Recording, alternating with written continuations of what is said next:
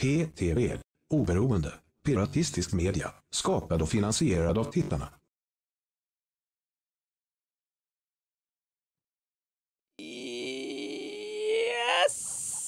Yes. Yeah. It's about time we start this way instead with a little intro. We normally do. But we can do it in English too, right? Otto. Yeah. It is... What day is it? Wednesday! It's Wednesday. The 28th of October. Wait, it's October? You sure? Yep. I'm sure. Okay. Is it? Yes. It's October. Yes, dude. My God.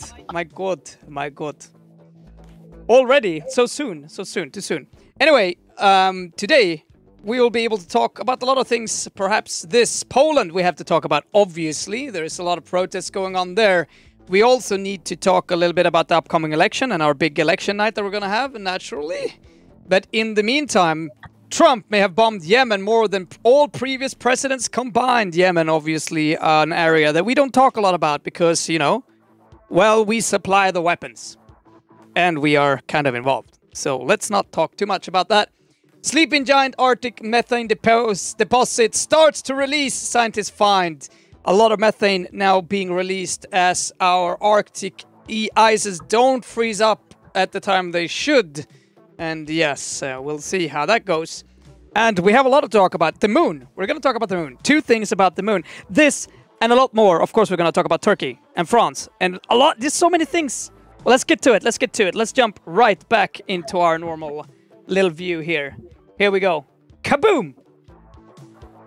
Beautiful. And let me slowly here. So, Otto, I mean, tell me more. How are you? I'm fine. I'm a bit disappointed on myself because I didn't get a guest till today. Yes. But yeah, shit happens. Shit happens, yo. Yes, I mean, it's the way it is. If anybody would like to get more involved and maybe help me book the guests, I would be more than happy to share my contact network. We need more help, clearly. We need a wider contact network and people who can help us book guests. Yeah, I still have these dreams about making PTVEU its own channel one day. But I need help for that, guys. I need help. Yeah, we do need help. And in front of Karen voice. Yeah, Karen, goddammit. And we also need yeah. I mean, we kind of needed to take off on this channel first. That's kind of for sure. But yes, be like one of those channels that gets 10 viewers on all our channels and combined with 200, and then we market it as 200. We just set up a lot of channels. Same viewers on all the channels. Oh my God! But you know what? Listen to this, motherfucker!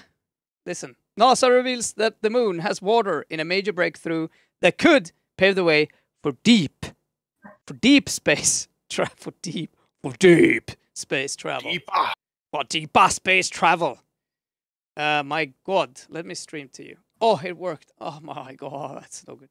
Well, let's watch this shit. Let's see what's that. I mean, to be honest, this is not. I'm not sure. I feel like they announced this and they presented this, but I was pretty sure we already knew this.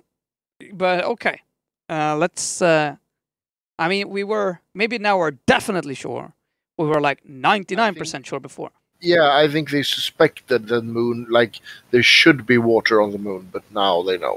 I mean, they've watched water in the northern caps. I mean, at least that white sort of stuff. I guess I just find it weird. Well, we'll see what they say.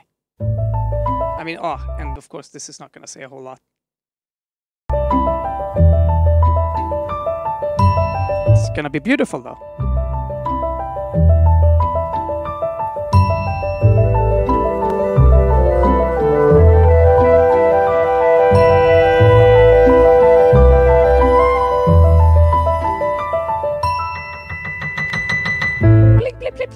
Blink, music, blink, blink, blink.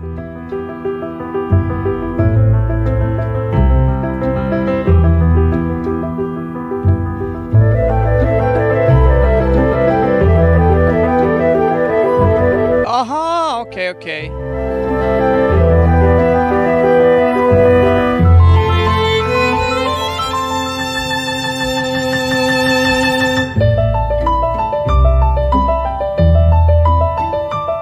Follow-up observations by Sophia. Okay, so they're saying that they see it on the kind of the sunny, the southern sunny side. I don't know. They maybe like areas that were exposed to the sun, which would be probably some form of news. Well, as far as I can remember, it was in the craters where the sun don't really reach, and in places where the sun don't go. I mean, the moon is tidally locked to the Earth as well, so there's bound to be certain places where the sun won't hit it that often or for that long time, and it's possible that those areas, or I mean, that's where. So maybe this is about actually discovering water where the sun is hitting, which means there would probably be more.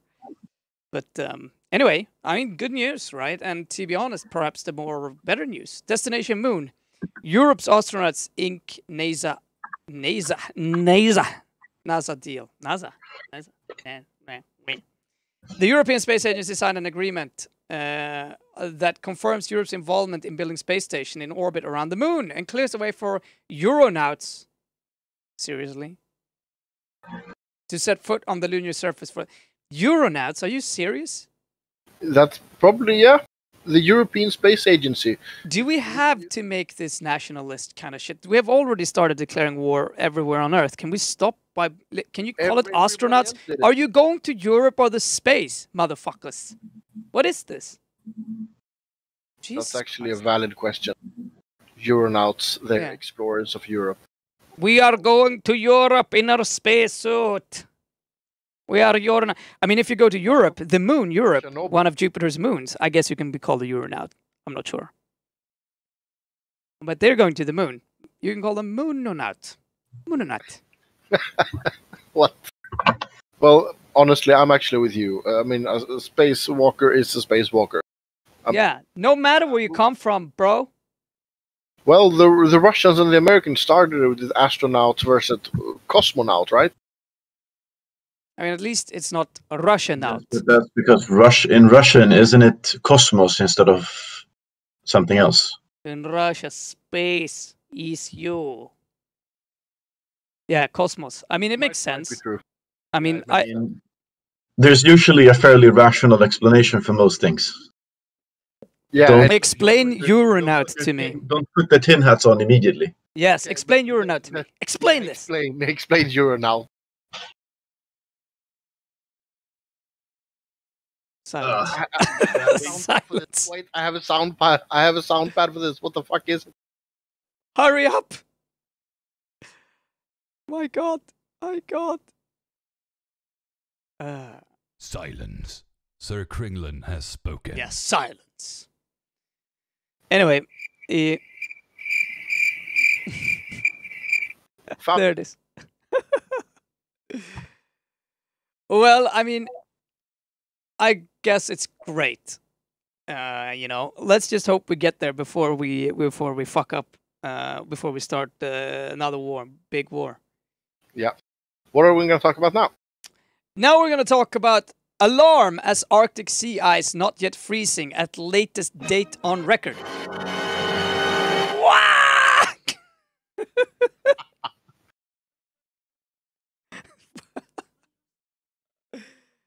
Perfect. Beautiful. That was timing. My well, Shua just came in here and screaming about why I'm screaming.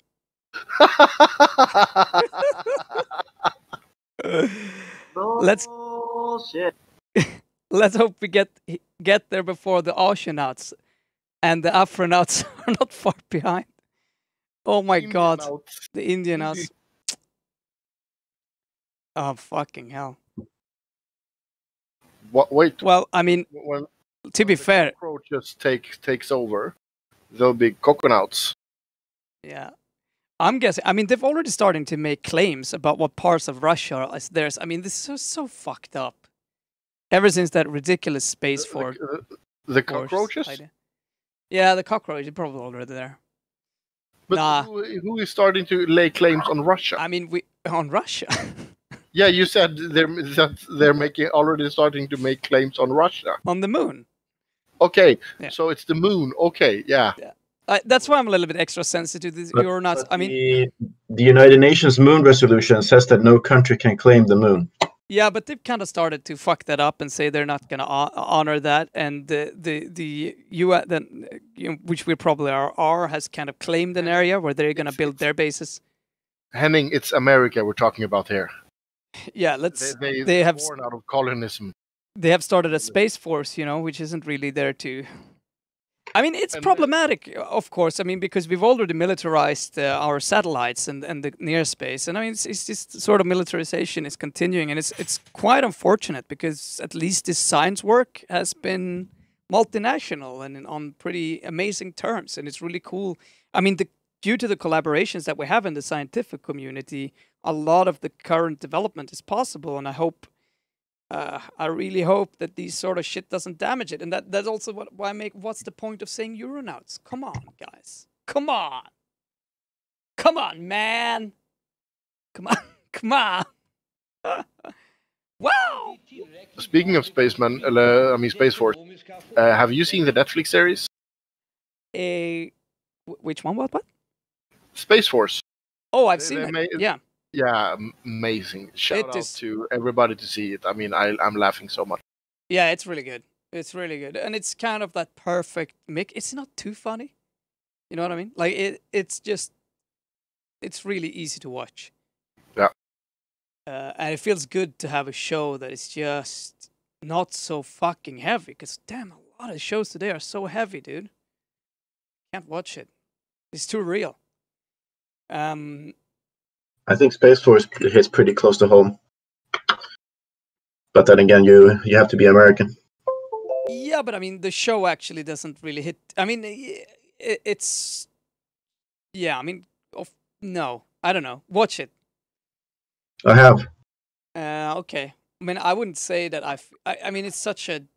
It's an internal joke, but it's not like that clear, Apart from the name and apart from the stuff, it's not like they're mocking Republicans or Democrats in that way. I wouldn't say it's too political. It's just kind of, they're trying their best. We're doing our best. Yeah. Yeah. Anyway, I mean, because to be honest, I mean, it's 1 week until this goddamn election, but it's not gonna get better. I mean, everything has become political, and I was a little bit afraid watching that show that it would just be an expose of how stupid Trump is. It just is. It's nothing. It's just not very political at all. EU accused of abandoning migrants to the sea with shift to drone surveillance. Border agency Frontex accused by campaigners and MEPs of evading its responsibility towards people in distress. The EU has been accused of condemning migrants to death by critics of its recent €100 million deal for drone surveillance over the Mediterranean Sea. So, EU's border agency Frontex have been accused of investing in technology to monitor migrants from afar and skirt its responsibilities towards people in distress. Frontex is already under fire after an investigation last week accused it of complicity in often dangerous pushbacks aimed at preventing asylum seekers crossing the Aegean Sea. The agency has denied knowledge of or involvement in pushbacks. On Tuesday, it launched an international inquiry pushed for by EU Commissioner Ylva Johansson. Oh my God. Okay.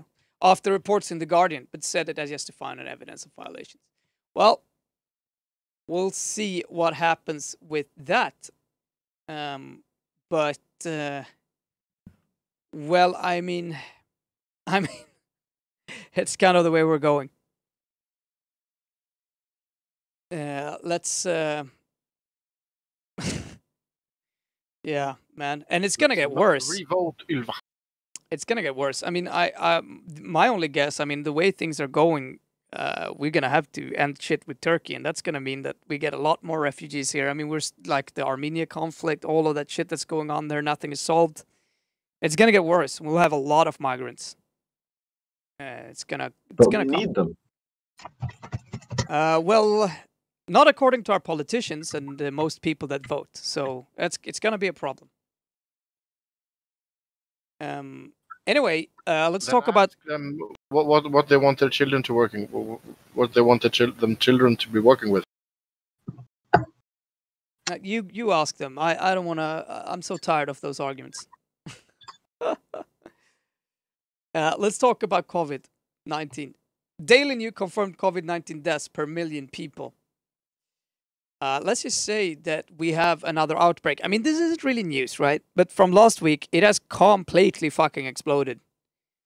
The situation is now at a level that is just, I don't know how to put it, incredible. And obviously, what we have been fearing is coming true in a lot of European countries where we're seeing reports of essentially the hospital systems getting overloaded, which we will probably be able to track in the death tolls that should be going up in countries that have this sustained pressure on the hospital system.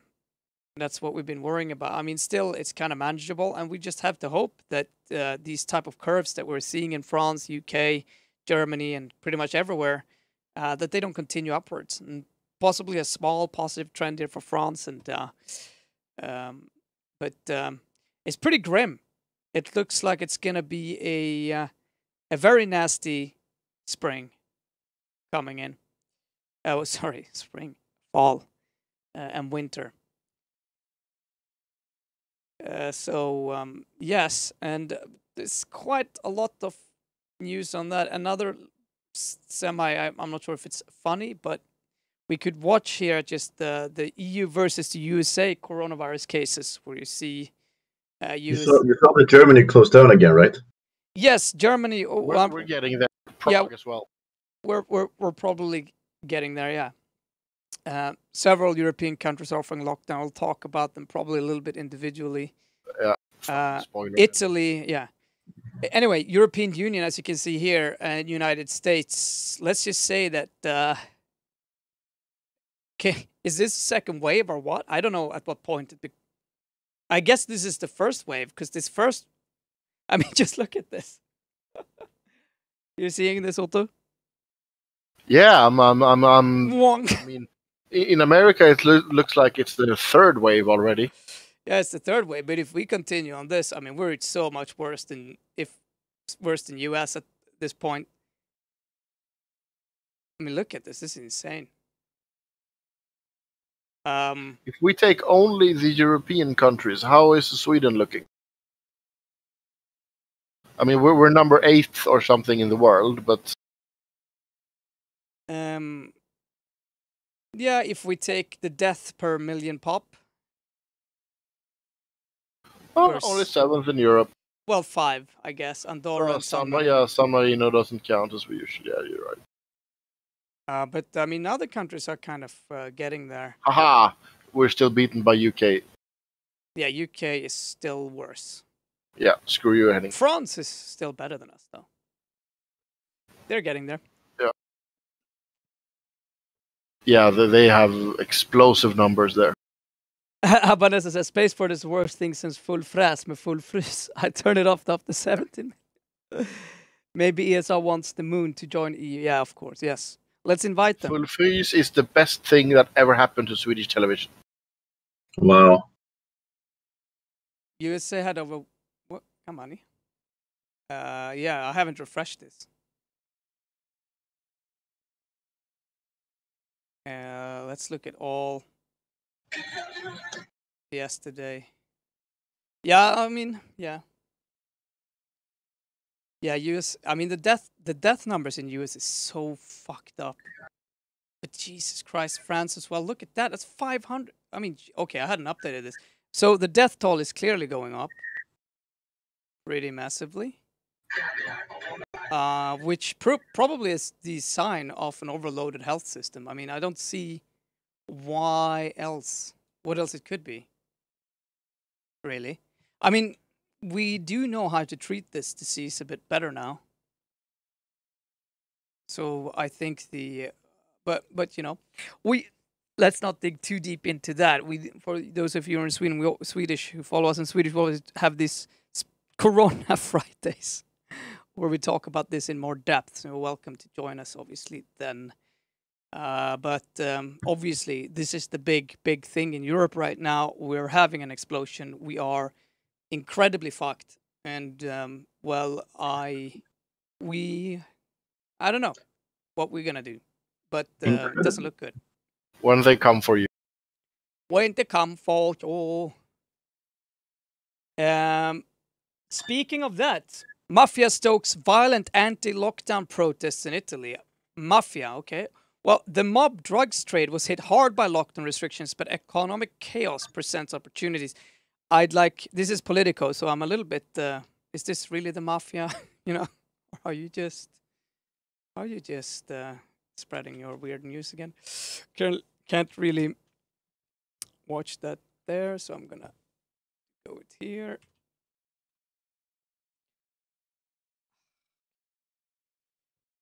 The Italian mafia are doing all they can to prevent coronavirus from harming their businesses, including orchestrating violence at anti-lockdown protests. According to Italian authorities, the mob planned and directed demonstration. Okay, according to Italian authorities, let's be clear there, the mob planned and directed demonstration in Naples that descended into violence and attacks on police on Friday. Similar protests have been taking place across the country for the past 4 days, with bar and restaurant owners expressing concern that tighter measures brought by the government to counter surge in the coronavirus case in the country will destroy their businesses.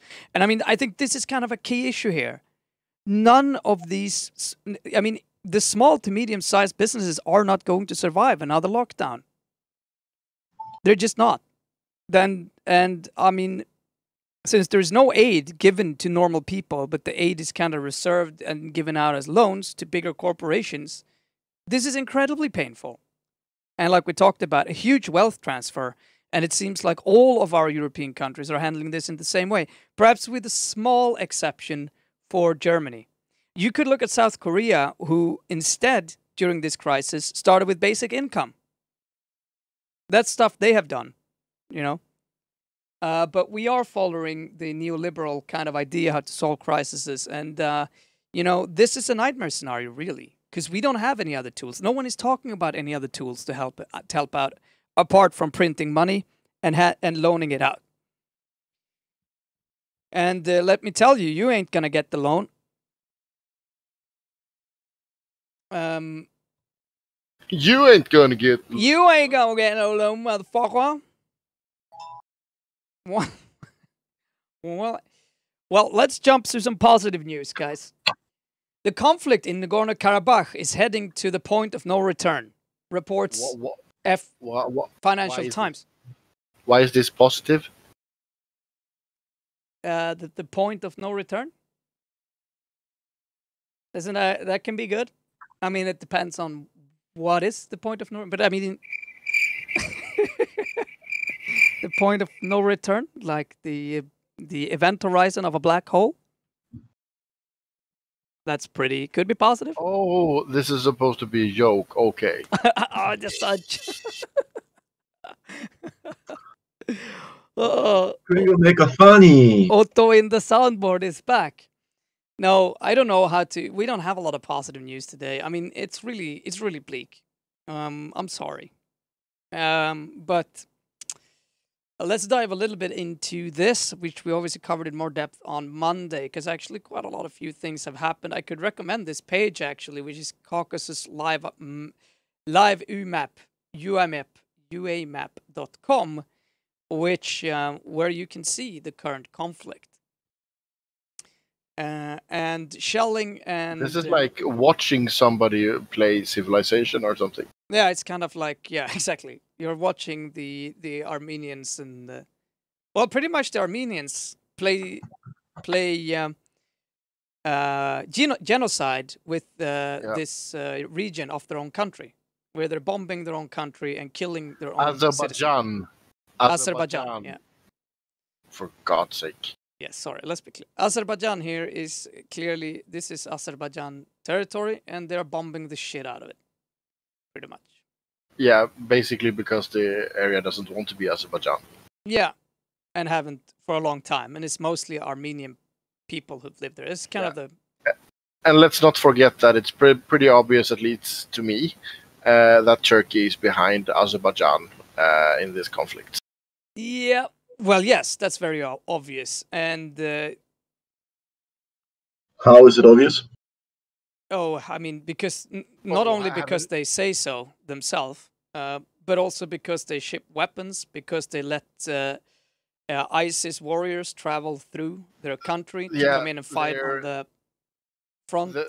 Azerbaijan's planes are Turkish Air Force. Yeah, quite a lot. So I mean, it's essentially a continuation of the Armenian genocide. Yeah. Yeah, it's pretty nasty. And this area here, of course, is a part of Azerbaijan, but has been, self-governed kind of by the state of Artsakh, or Nagorno-Karabakh, Artsakh, as they say, which these people have voted to leave, to be a part of Armenia. When Russia left here, it was supposed to be a part of Armenia. It's one of the when the Soviet Union broke up. Yeah, and it's been a lot of back and forth, obviously, as we talked about before. Armenia is a very old country here, and is in front of all a people, right? I mean, there are Armenians pretty much everywhere today, kind of scattered from the different times they have been, what to say, removed from their homes. And you can say that this is kind of what is happening here. Azerbaijan taking this moment to make sure that they control their own territory. And this part of their country has been more or less self-governed as its own state. For a long time, for over 30 years, this has been a part of what's called the Minsk Agreement. You tried to make this work, but Azerbaijan is kind of seizing this opportunity to push the Armenian people living here out. Finally, I could say the genocide is being recognized by the Genocide Watch. Genocide Emergency Azerbaijan in Artsakh report states, due to its denial of past genocide against Armenians, its official use of hate speech, and the current targeting of civilians in Artsakh, Genocide Watch considers Azerbaijan to be at stage 9, extermination, and stage 10, denial. It concluded Azerbaijani military offenses using laser-guided drones supplied by Turkey and Israel against Artsakh civilians are war crimes under the Geneva Conventions. As we have talked about before, they've been using cluster bombs, etc., etc., etc. It details the 1918 Azerbaijan Democratic Republic systemic. This is a lot of history here for those that are interested in that. Azerbaijan refutes the legal right to self-determination of the Armenian population in Artsakh and its independence following the fall of the Soviet Union. Negotiations for a peaceful resolution of the conflict between Azerbaijan and Armenia over Nagorno-Karabakh. Let's be clear here that it's not really Armenia as a national state here. It's more the Artsakh region. Even though they are supported by Armenia, you got to be kind of clear here that it's the Artsakh has had its own military. Within the OSK-Minsk group framework, co-chaired by Russia, US, and France, have been held since 1992. The Republic of Armenia represents the interests of Artsakh's indigenous Armenian population. While Armenia and Azerbaijan foreign ministers met with US Secretary of State Mike Pompeo in Washington last Friday, Artsakh continued to be bombed. Both sides agreed to a ceasefire, and it was once again broken.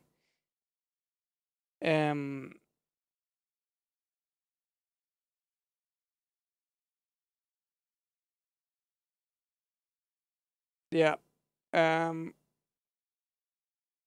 What are the critical human rights issues facing Artsakh population today?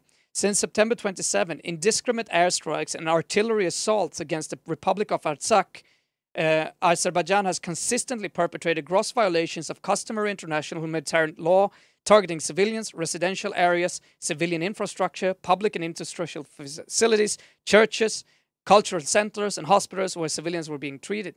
Because of the Azerbaijani hostilities and indiscriminate targeted and systematic strikes, tens of thousands of people have fled their homes, sheltering at safer places and settlements of the country or in the Republic of Armenia. Children, women, elderly persons with disability, and other vulnerable groups live with constant security threats and psychological terror, deprived of basic rights and conditions such as food, healthcare, education, and others. what are the other red regions in Georgia supported by Armenian volunteers? Yes, there are a couple of places in Georgia. You know what? To understand that, let's look at this thing that I found, which it can be really helpful. It's in Spanish, but this you can see all of the independence movements in Europe. So you can see, for instance, Islas Åland, as they're called, the Åland Isles, the Isles of Åland, which I don't think they really care, but they I mean, it's not a big deal, but they've wanted to be a part of Sweden for, at least before, I'm not sure, they voted about it sometimes, Finland said no, and they didn't really care to start some form of revolution, and Sweden didn't really support that either, whatever. You know, but as you know, there's quite a few areas in Europe that where there have been huge conflicts in the past and still are ongoing. I mean, luckily, at least up until now, the Brexit situation, the North Ireland conflict has been not that, a little bit less, but you have the Scotland and you have Gales. You have Britannia in France. You have the Flanders. You have Valencia, Wallonia. Sorry. And then obviously, I mean, recently you have Catalonia, right? Which is this kind of become a big thing again. You have the Vasco, Galicia. So many places that kind of want, I mean, more or less. And some of these have obviously, let's just say, are more problematic. One of the areas here that you were mentioning in Georgia is Abjaska in Georgia and Ossetia del Sur. Now, I don't remember that these are the Spanish names, so I'm not exactly sure what they are. But they want to be a part of Russia.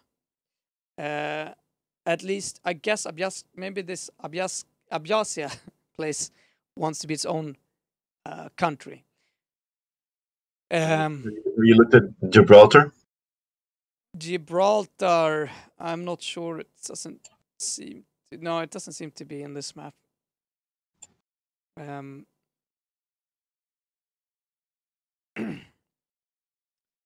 I mean, obviously, one of them that has the whole Cyprus thing kind of has gone up, become important. I mean, you can see that all of these conflicts, when, you know, one reason is because Europe is completely you know, the coronavirus, basically, and also that we can't do anything to Turkey because we're terrified of immigrants. But also US and their lack of doing, you know, enforcing anything is kind of making all of these conflicts come to air again. And these you can see here, of course, this is the Alto Karabakh, what they say here, but the Artsakh region, and they want to be a part of Armenia, right? And they have voted for that several times, and this is where they are now, where Azerbaijan is now killing and bombing the whole area. And I don't think it's straight. You got to remember, I think it's now, it used to be 80% Armenians. I think it's like 99% Armenians living there today. They probably don't want those Armenians to stay there, right? I mean, I don't think anything. I mean, they're officially saying that they will let the Armenian people stay, but they're bombing everything. I mean, everything will be destroyed, and I don't think it would be safe. And that means they're killing everyone. So I don't think, according to the reports we have, or, you know, there's not a lot. There isn't, you know. So that has kind of come up again. Yes, Ito, we've talked a little bit about the supported by Armenian volunteers. Yeah, I know what you're meaning, yes. Artsakh here and their military is supported by Armenian volunteers, obviously. I mean, you can also try to... I mean, these are families who have relatives here and, you know, they have lived here. I mean, this is like been Armenian people living in the... I mean, what we looked at before, Armenia was a huge area here, right? Used to be. So, obviously, there are people who identify as Armenian living in a lot of these places around here. And this area here, as far as I can tell, is kind of like the heartland of Armenia. You have families, you know, who've been living here back, you know, thousands of years. as well. So, but this is a good map if you wanna kind of understand where some shit can start exploding again, and it's like a perfect time for some shit to start happening again. The U.S. election, COVID-19 hitting hard as hell, the West in some complete disarray, and I mean, not to say that the West, I mean, to be honest, it's us who fucked this up. This wouldn't have happened if we, like, there's so many things we've done wrong in just our last 10 years in Europe, in my opinion. But it's not, it's an opportunity, obviously, for this shit to happen. Speaking of tensions,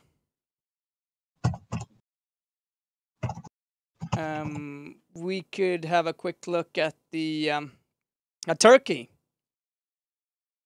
I'm not sure. Åland belongs to Sweden. End of story. Yeah, well, now it is. I mean, do we really want Åland? I mean, I think that's a pirate island. We take it. That's the pirate place. Its own free nation. They have an insane problem with heroin right now, or tramadol, basically. But we come and take it over with the Nalaxol army, the pirate Nalaxol army. Nalaxon. Nalaxon. Yeah, almost right. Well, almost. Chapato. Perfect. By sea and land, Turkey raises tensions with the EU. Provocations in the Eastern Mediterranean and insults to French presidents draw warnings from Brussels. We will go through some of those insults. There's been, let's just say, an incredibly childish and pretty pathetic, I don't know how to put it, man. You're going to see it. Turkish president, I mean, he's continuing his slander on Emmanuel Macron, that he needs mental treatment. We're gonna talk about that separately later, because that is also insane. Yeah, I'm not sure. You know, I like I said before, I don't really understand Turkey's motive here. I mean, they're warring with Armenia, which could get Russia pretty pissed off. They're clearly fighting with the whole of Europe. And we talked about, I mean, either he's gone mad, or he knows that Europe are not going to do anything for some reason. He has some guarantees. He has some shit on some leaders or whatever, what I know. But it's pretty goddamn brave. And well, how popular is Erdogan in Turkey? Not very popular. And correct. Would him being a strong man to nations, being aggressive towards Turkey, be positive or negative for him? Wait, being aggressive towards other countries? Towards Turkey. Oh, you mean Macron? Or Islam in general. I mean, from his point of view, I think he has no other choice, really. He usually is very pro multiculturalism. Yeah. But, sorry, I'm clearly not leading you the right way. Is he possibly gaining ground politically by being tough towards France and Europe when Erdogan? Oh, you mean Erdogan? Okay, I think both of them. Macron is probably is doing the same thing to a certain extent, particularly with the beheading of a teacher in Paris lately. I mean, there's a lot of outrage. Yes, but you're looking at it internationally. You need to look at it from a domestic angle in Turkey. Yeah, I mean, obviously, right now, Erdogan is not popular, and we'll get into that because you can see the financial situation is really quite hopeless. I'll see if I can find it. This is a Turkish lira value in the last decade. I mean, it's just kind of really shite. And obviously, I think that's definitely a perspective too that makes some form of sense, that he's trying to start wars to keep in power, and, you know, realizing there's the last things he can do, kind of. Because he is not very popular, and this obviously plays into his kind of hardcore base. I mean, more and more. But even so, I don't see what he has, what he can possibly gain from it. Stay in power. That's about it. Yeah, but can he really though? I mean, this seems like a really dangerous way of staying in power. Is it for him or for Turkey? for him eventually as well. I mean, this is a pretty good way of. Yeah, but if Turkey wasn't constant at war, then it would be easier for them to vote him away. Yeah, well, it's true. I mean, all the time. If he feels so sure that these provocations are not going to force Europe and Russia to say, "Hey, it's over, dude," you know, which I guess he has good reasons not to believe for some reason. It can keep him in power, but I mean, it's a dangerous game he's playing. I'm not sure and maybe, you know, and that's kind of the thing. I don't think he's stupid. I think he can do all of these things. I mean, create all of these wars, ship these ISIS terrorists around to attack Armenia, do all of these things. I mean, in Cyprus, all of this shit, like Libya, you know, so many places, Syria, where he's creating chaos. It feels like he's overextending his hand. I mean, US is already floating the idea of kicking them out of NATO. I mean, it's not going to happen tomorrow, right? But it seems, I don't know. But I guess that's the only real angle to take on it, that he's hoping to keep power. It's a dangerous path to take, though, and obviously it's destabilizing not only the Middle East right now, but the whole of Europe.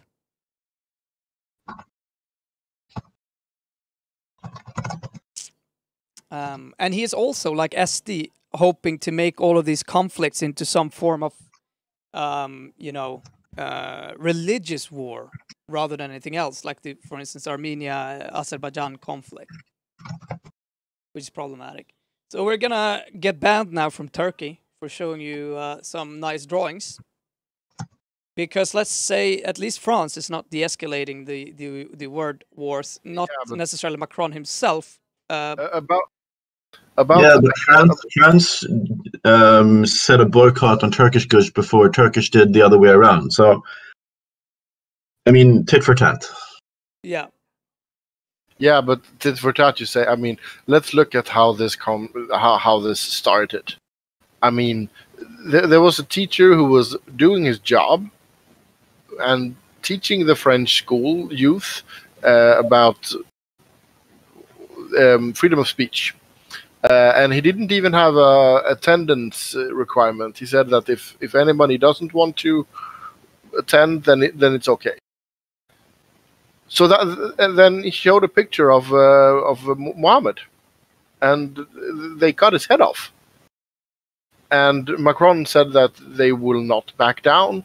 They cannot accept this behavior when people are chopping heads off for. I mean, also, like, who is accepting that sort of behavior? It's kind of ridiculous. There is laws for this. Yeah, I mean, you know, what the fuck? Yeah, but for an example, in Iran, I don't think the beheader would have been prosecuted. I mean, in France, he would have been prosecuted like normal. And what's the deal? Yeah, and now he attacked the police and got suicided by cop instead. But after Macron just said that we won't back down, Erdogan just called Macron. Yeah, he called it jihad towards Macron. He's saying that Macron is against all Muslims. Yeah. Yeah. And then Charlie Hebdo wrote another party. This, I believe, that you're showing now. Yeah. Yeah, they did. Sorry. Erdogan answered with, "Yeah, look at it. Macron's Muslim hate bears fruit." And basically, that's where we are right now. Mm.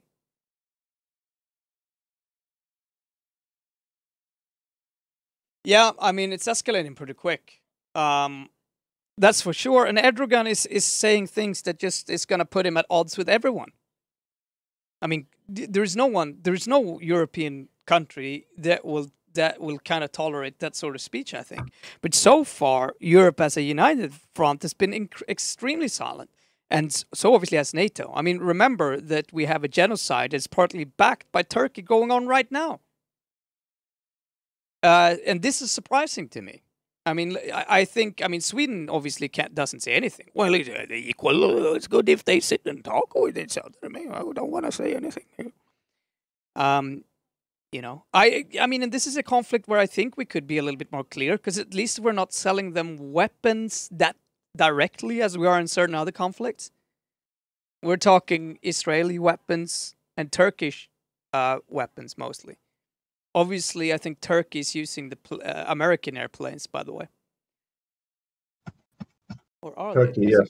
using F-36? Is that Swedish? I can't remember. No, it's not. What were you saying, Henning? Yes, Turkish Air Force is American bought F-16. F-16. I thought they got the newest ones, or maybe they didn't finish that contract. There was some controversy around that. F-35, yeah. There we go. Anyhow, so I'm just surprised. I mean, either he's kind of like he's gonna do suicide by cops here, Erdogan, but the dictator's level way. Suicide by. How long ago was it that the army tried to overthrow Erdogan? I think that was 4 or 5 years ago now. It wasn't time ago. Any one of you guys speak French? I want to know what it says. Ooh, Where? le prophète. Where? That's the prophet, but it says Erdogan dans la privée il est très drôle. On the inside, he's in private, he's actually quite funny. Drôle is funny. That's cool. You learned something new. But yeah. Cool. Droll. I'm drooling. On another side, on another country that is having problems with Turkey, we could say Happy Oxy Day. To those who don't know what Greek celebrate on this historical day, here's a helpful picture. Oxycontin. Yeah, Oxy! Benito Mussolini sent his Italian ambassador of Greece, Emanuele Grassi, to deliver the following ultimatum. Greece must allow the Axis powers to occupy Greek territory, or else the Axis powers will declare war. Prime Minister of Greece, Ioannis Metaxas, actually responded with, then it's war. So essentially, he said, "This is Sparta." Nice. Yeah. On the morning of 28th of October 1940, Italian troops entered Greece through the Pindos Mountains to meet an ignited Greek resistance, which suppressed Italian efforts. Civilians had flooded the streets shouting "Oxy!" No, I guess, ultimately causing a diversion of Hitler's plans with Axis powers in the Second World War. Apparently, here's a Winston Churchill quote. As you know, with Winston Churchill quotes, let's take them with a grain of salt. But hence, we will not say that Greeks fought like heroes, but that heroes fight like Greeks. Okay. Yes. But you know, on these days of beefing up our nationalism and everything, and preparing our soldiers to head out, let's say Oxy, I guess. I don't know. Why not?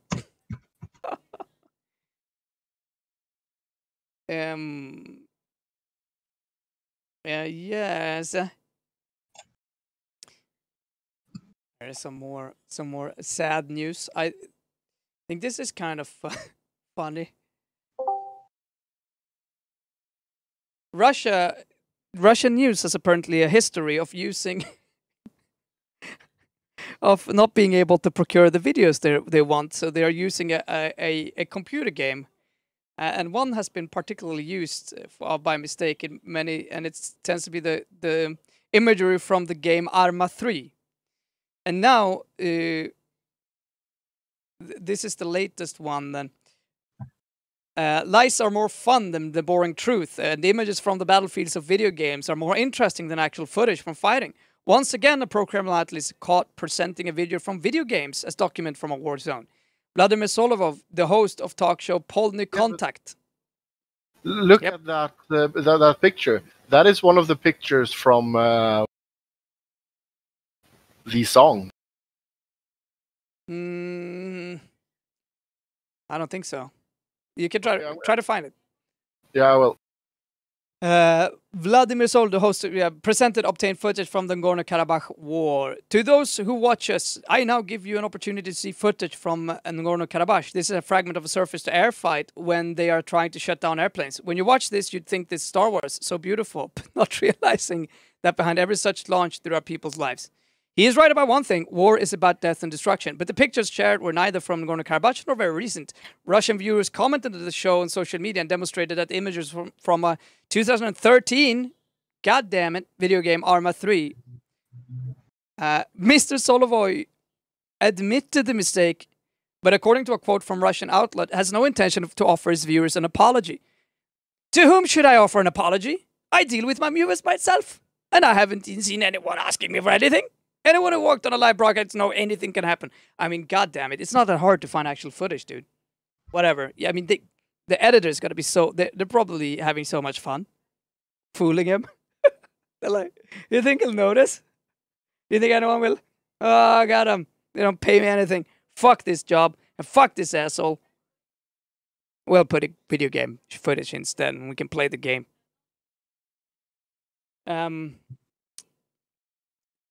Yeah, maybe it was in 2016, Ito. Yeah, I can't remember. Maybe someone can search for us. We'll find out. Turkish.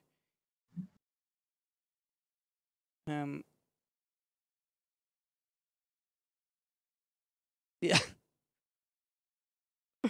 Oh my God.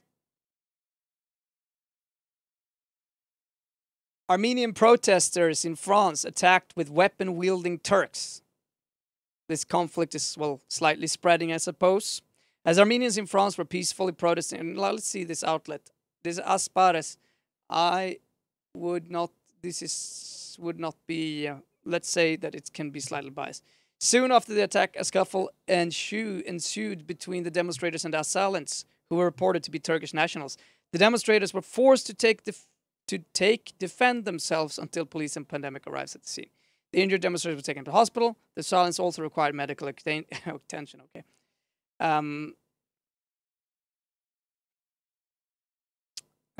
Men ja, liksom man kan säga armenier finns ju lite grann var som helst just nu. Sorry, Armenian. There are a lot of Armenian who are clearly upset, and as we know, today they live a little bit everywhere. And so the Turkish people, obviously. Let's hope people don't take this shit home, because it's so unnecessary. It's such an yeah. Sad nationalism. Anywho, did you find something, Otto?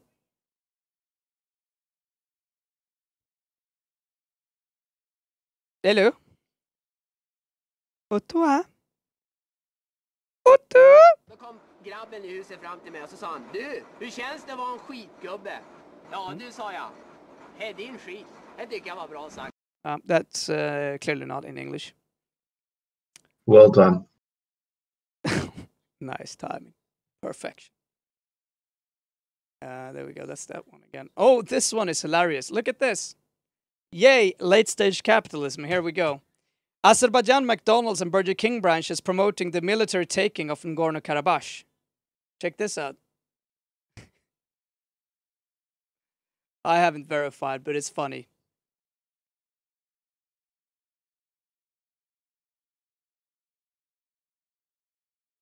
I wonder when that's going to come to Sweden.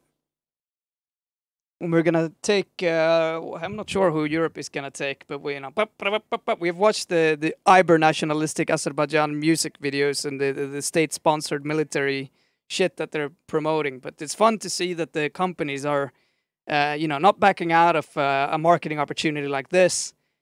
Well, I mean, let's, I guess they can use the, I don't know. I mean, what they're hoping for. Maybe they can grow more meat in the region once I don't know. But Otto, är du där eller? God damn it, Otto just went away. I wanted to show him this. Let's So the rest of the people on the stream is not important. I see. Thanks. Yeah, well, he was gonna correct me with something. Oh, you see this one, Henning. What do you say? I mean, okay. I mean, isn't it kind of fun that McDonald's makes promotions that kind of promotes this nationalist taking off, you know, killing and murdering people? You'd expect them to. I mean, that it can't be real. I can't imagine I can. McDonald's. Even though the McDonald's is a franchise model, I think it is a franchise model. It is. I can can't see actually. I can't see McDonald's head office approving this. Yeah, we interrupt this war for a brief message from our sponsors. I mean, the Golden Arches stands for a lot of silly things, but Yeah. Oh, Jesus. Yeah. But what I'd say is that I don't think it's that. It wouldn't. I know what you're saying. I mean, but like from what I saw in China and know about them is that yes, they have. But there's a lot of locality within the branches, right? And like as you say, I mean, each country seems to be able to have quite a lot of self. I mean, I wouldn't be surprised if this is real. That's the way I would put it. Back.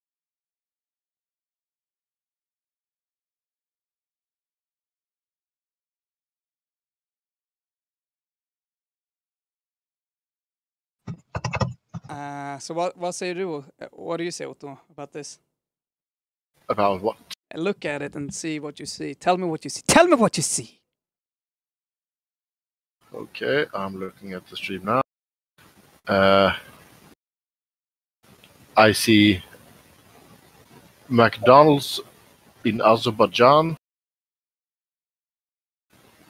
promoting military. Yeah. And I would say that the picture to the right is both including Nagorno-Karabakh and the other area to the left of the Armenian land strip. Yeah. That is what I see, and it looks nasty. And what does McDonald's America say about this? And Burger King as well. Burger King, yeah.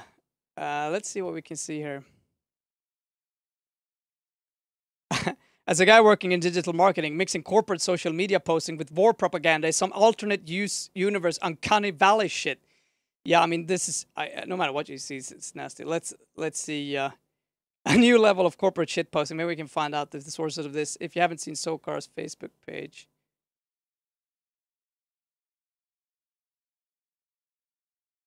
Let's see. Let's check that out.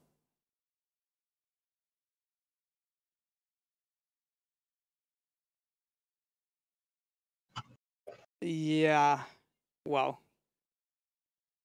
I mean, let's just say I think also, I mean, from what we've seen in Azerbaijan is the ultra nationalist. I mean, they're far out there. I mean, they're even worse than some neocons in US, right?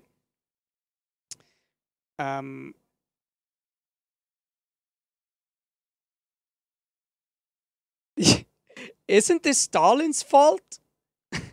Yes, Stalin is the CEO of McDonald's, actually. love people. Gotta love people. the ultimate capitalism. It's probably Stalin's fault. But yes, to a certain extent, Stalin is the one who divided these. Originally divided these countries in a weird way.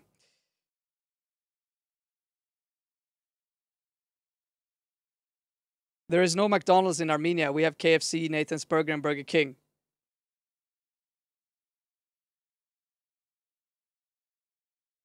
nothing.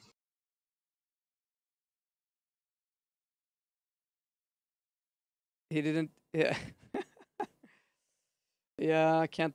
Well, let's take it with a grain of salt. But it's not surprising. I mean, I think for McDonald's it's not surprising. They'll try to correct it, and they get reprimanded from the central offices. But I recall in the COVID-19 crises in China, the McDonald's would put a sign saying that foreigners couldn't enter. And locally, they have a lot of decisions over their local promotions, obviously, because they're. I mean, you can see in Sweden we have that goddamn what is it called, the Mexican. Mix Mex. Burger coming back all the time. It's like kind of localized McDonald's. El Maco. El Maco, there we go. Our Hail Corporate. Hail Corporate. And the people are terrified of states, man. Well. I thought it was pretty fun, no matter what. It's pretty good. And they're obviously not the only ones doing this shit. But yeah, I think, Otto, that's pretty much it for the news I had for the day. Did you find anything? Yeah, I mean, I sent you private on Discord. Allow me. Allow me.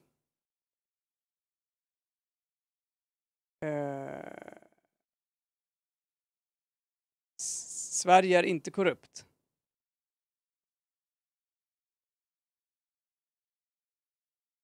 Exactly. Sweden is not corrupt. Well, that's... Oh, God, finally. I mean, I've been wondering. I'm so happy they're publishing these type of news. I was scared for a while. It was very ironic. This is at least extremely worrying for me. The man you see here on the stream is called Peter Lundgren. He's a very high He's very high. He's very high Swedish politician within the Swedish Democrats, and he has been in the European Parliament. His name is Peter Lundgren. He was accused of being... he was suspected of sexual harassment of a party colleague.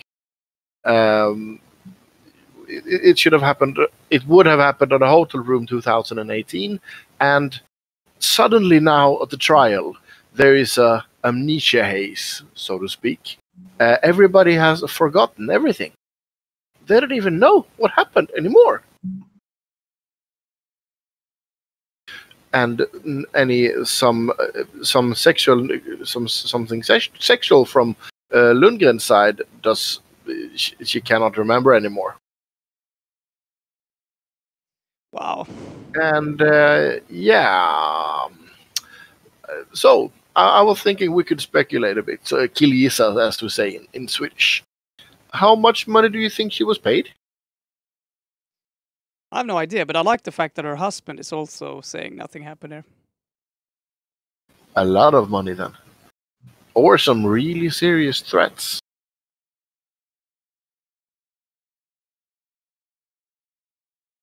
Yeah, some threats possibly. And of course, the politicians is there. This is all a political coup. This is so obvious that it's... Yeah. And obviously, the Swedish Green Party is behind it all. France just went into lockdown nationwide. Oh shit! Then most countries are gonna follow now, I guess. Oh, that's gonna be so much protests, and we already have a lot of protests in Italy. I think most of our viewers are here in Sweden, but take care. We will start sending non-stop, I guess, because we can't do anything else. Snacket, don't talk the shit about the Max, as we say here in Sweden, in the Swedish. Well, I mean, I don't even know what to say. God damn it, it's just so everything about that is just pathetic. Yeah, but I like that. And yeah, here we go. Germany to close bars and restaurants as Merkel unveils new round of COVID-19 shutdowns. I think I told you. Yeah. Yeah, I'm just looking at the... Yeah, so yeah, it's happening everywhere. That's kind of sucks. And that last link is a very, very funny video from Juice Media in Australia. Juice Media? Yeah, you haven't seen them? No, let's watch. Oh, yeah, we watch it after we talk about the situation in the German. Yeah, the German. Because Germany is closing down its entire country, and we need to act. Yeah, and we need to act now. Yeah, but I mean, seriously, I mean, this is Germany. This is the heart of Europe. Yep, this is really, really, really bad. Let's. Restaurants, bars, theaters, and concert halls will be closed for the entire month. Our most important instrument against the virus is tracing infections. But they haven't done that. But she added the health agencies had reached their limits and were no longer able to trace cases. I mean, come on. If you've done that well, you wouldn't really have this problem. For this reason, we need all to have a national effort during the month of November. Oh, Jesus, dude. It's not November, and this is happening. This is going to get hard. We are now at a point where, on average nationality, we no longer know where 75% of infections come from. Whoa, okay. Merkel also promised an extraordinary financial package to help the gastronomy and the hotel industry, which will be forced to close for 4 weeks. Well, what about the people? I think the argument is that they're doing it for the people, right? So that you might be able to have Christmas. Yeah, but I mean, people who don't have work need money too. Let's hope they make sure that people who get laid off and will continue to laid off because they're also gets paid, because I think a lot of people in Europe are straining now. I mean, let's hope. The Chancellor acknowledged that the measure was strict and arduous, but she noted that the current rate of new infections, we will reach the limits of the health system. Yeah, I mean, this happened so fast, Otto. We talked about this last week. It's like, it's really bad if it reaches the level of where the health system can't really take care of it anymore. But I honestly didn't think it would happen this fast, because we have better ways of dealing with it now. I mean, people aren't sick that long. But that's a really bad sign, because Germany is a country which has pretty good healthcare, as opposed to some countries, other countries who won't be named. Of course, we can't. We don't mention names, Jesus Christ. Restaurants, cafes, and bars. Only 2 households are allowed to meet in public. Groups of people celebrating in public places will be unacceptable. All overnight stays are banned for tourists. Jesus Christ. Citizens are asked to avoid all unnecessary travel. Concerts and other cultural events prohibited. Professional sports prohibited. Will have to be played behind closed doors. Swimming pools and all other amateur sports facilities will be closed. Schools and childcare will stay open. Okay. Ooh. Shops will stay open, but with a rule of 1 customer per 10 square meters. Massage, beauty, and tattoo studios all have to close? What the hell is this?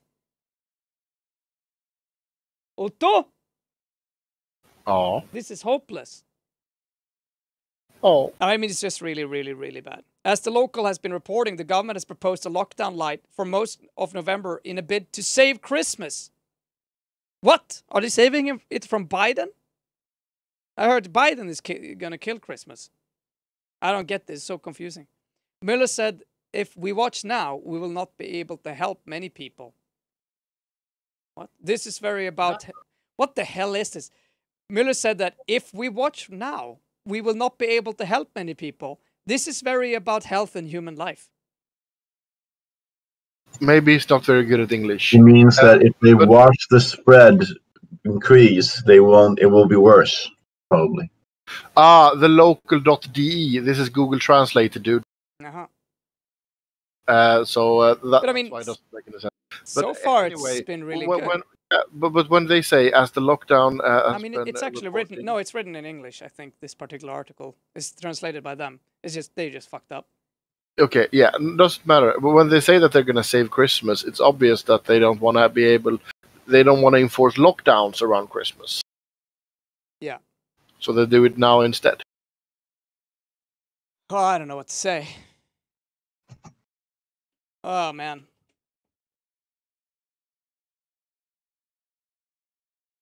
All right. You want to watch an honest government ad?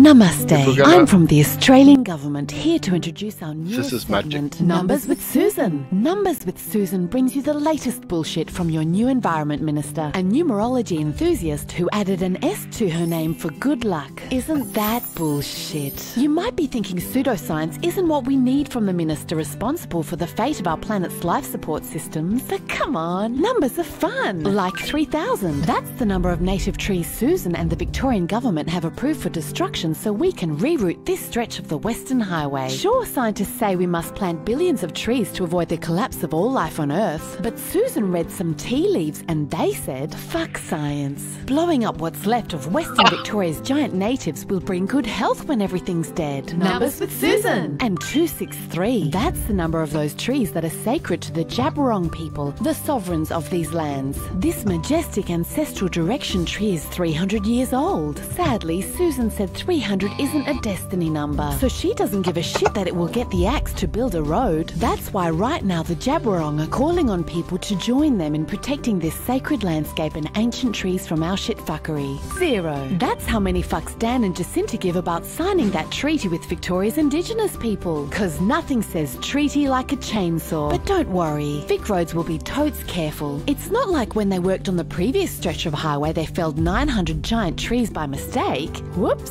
65 million. That's how many tax dollars locals say we'd save if Vic Roads just widened the existing highway rather than laying down a whole new road. Yeah, we could do that, but how lit is 2? That's the number of minutes drivers would save if we stick to our plan and kill these 600-year-old trees. 600 years, 2 minutes. It's a clear choice. Numbers with Susan. That's why unless you stand with the Jabberong to demand Vic Roads alters its plans, unnecessary sacred ancient tree slaughtering will commence imminently. Join us next week for more destiny numbers, like 795,000, the price of the flat Sue bought on a taxpayer-funded trip, and discover how climbing Uluru before October will add 3 inches to your dick. Numbers with Susan!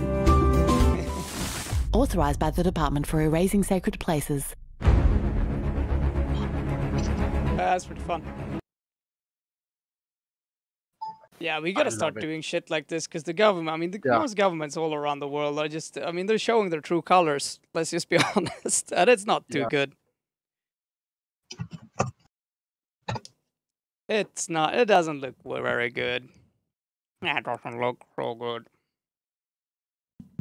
And I guess the only way you can do is just laugh at it because, to be honest, there's not very much else to do. The recession, they're doing a lot of them, yeah? Yeah, they're doing a lot of these, and they're doing exactly these kind of ads. Really good. Australian government. We should do them about the Swedish government as well. It's pretty good. Maybe that's something for the future. Yeah, we can do the Swedish government. Swedish. Yeah, Swedish with a singular V. Sverige. Yeah. Yes, we could. And we should. Anywho. I guess that's it for today. A bunch of news. Yeah. A bunch of news. And a bunch of news. Yeah. I feel very done with news right now. I think that's a perfect amount. And you're gonna start with Arbetsförmedlingen, so have fun with that. I'm gonna dig into Arbetsförmedlingen with Mikael as usual. Today we're gonna talk about. We're gonna start making a. We need to report the whole organization to the JO, the place where you report this sort of stuff. Last time we tried, or Mikael tried, they didn't. They just told him to fuck off, essentially. Sounds right. Yep, that's literally what they said. Not for any particular reason. And when asked why, they were just silent. So we're gonna try a new one now that we have even more evidence. I mean, it's I don't know. If you follow on in Sweden, you'll. JO-anmälningar you do on their homepage. Yeah, But I mean, they didn't. So they're supposed to come back with you. We'll talk about this in Arbetsförmedlingen. Those who are interested can join then. So we'll talk about the last one that was made and what happened with that one. And we'll make a new one. We'll start preparing a new one with all of the evidence that we have. I mean, this is 4 years of phone calls, of registers, of everything, of their contracts, of how they break their contracts, of how they try to silence people who are talking about this, how they're working with, how they are Antifa and yeah, how they're I was told to fuck off, Michael said. And how, you know, they essentially cheat the taxpayers, but also how they are playing or essentially doing the bidding of the private companies that are supposed to be their customers. They're protecting them instead of actually making sure that the people get an education. So let's dig into that. And let's see how they respond this time. Hopefully, we'll be able to call them and follow up and stuff. But more on this in Swedish in about 35 minutes. See you then, people. Puss, puss. Ja. PTVEU, oberoende, piratistisk media, skapad och finansierad av tittarna.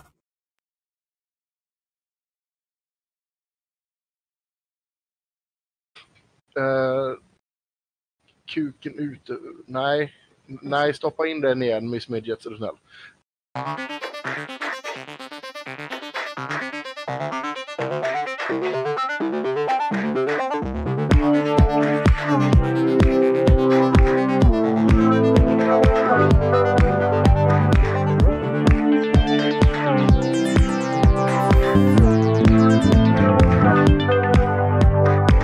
Entering orbit, final destination. Reaching the peak of a life of preparation. Stellar, the static, it's distortion as you control my actions in third person. Then comes the sun. Tell me who I have become. Harder for the system. Freedom can be part of the system. Don't be a victim. Work harder for the system. I'm guilty of these lies by our submission. Then gravity pulled my feet back to the ground. My world let escapes, and you got yours and I've got mine. Vi har inte i tillräcklig grad lyckats bryta det ekonomiska fåtalsväldet.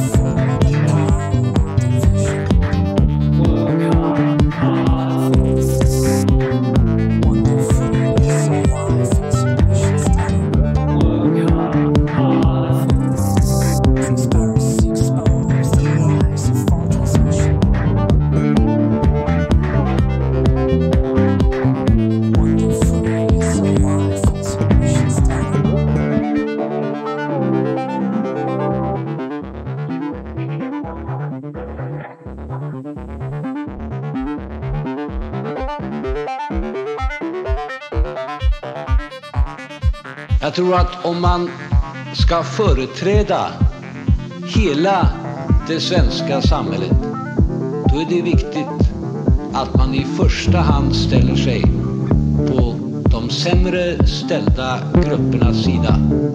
Det är de som i första hand behöver samhällets stöd.